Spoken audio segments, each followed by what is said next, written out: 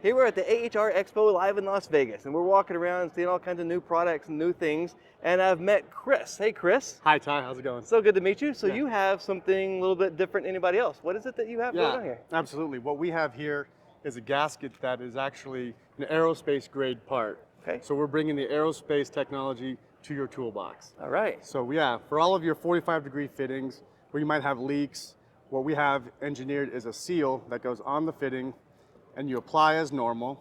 So I can give you a little demonstration. Sure. Live on camera.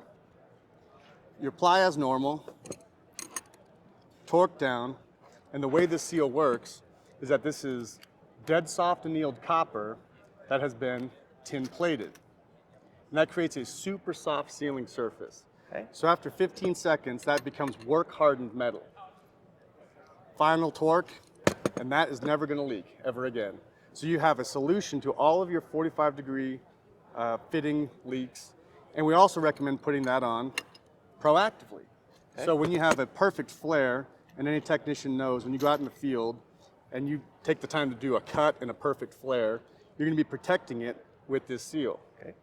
Now let's just say that you have a technician or someone who doesn't put a perfect flare on this. Which happens Tube. all the time, As you've heard. unfortunately. Exactly. Instead of cutting and flaring, what you've just done is create a perfect 45-degree flare. Okay. This is a spec controlled drawing. And like I said, this is aerospace technology. This is designed not to fail. So all of our other products are on rockets and aircraft. They put these things on the ground because you can't have a leak up in the sky. Right. Okay. And that's So basically it. you tighten this, you put the seal with weight, and you tighten and you crush against that seal, right? That's exactly what's happening, Ty. Now, Yeah. does PETA know about that? Because, you know, they don't want to be crushing seals. What we do is we don't tell PETA. Okay, fantastic, fantastic. but- seriously though, when you make this connection with typical copper, when you have this flare fitting on there, the copper itself is actually squeezed out and spread out, and it actually will weaken that copper. And people notoriously over tighten this. What they do is they crack that copper, and it causes the leak that they're trying to prevent in the first place. Like, well, these leak all the time, so I'm going to over tighten them, and then get mad that they leak all the time. So this is really cool. I knew about the first generation of these with the copper seals. I've used these before, but this is what's cool, is having that coating on it. And I didn't know they used this in the aerospace industry, so that's pretty awesome. Correct, yeah, and that's actually going to give you a better sealing surface for higher temperatures, pressures, and different types of gases. This is actually rated to seal helium. Wow. Yeah, so that's... You have some helium there, we could try it. We could make squeaky voices. I've lost my voice after 3 days, so I might need some helium, actually. I understand that, I understand. Now, the question is, are these reusable?